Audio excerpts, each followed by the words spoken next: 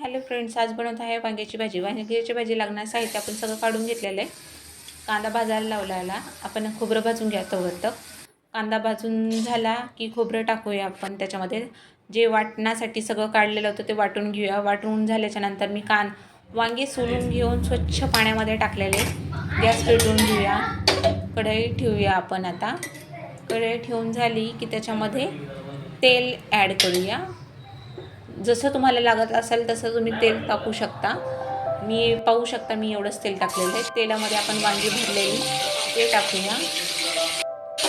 आता मिक्स करून घेऊया. वांगी चांगली मिक्स झाले की तेलामध्ये आपण आता त्याच्यात थोडीशी मिरची पावडर टाकूया.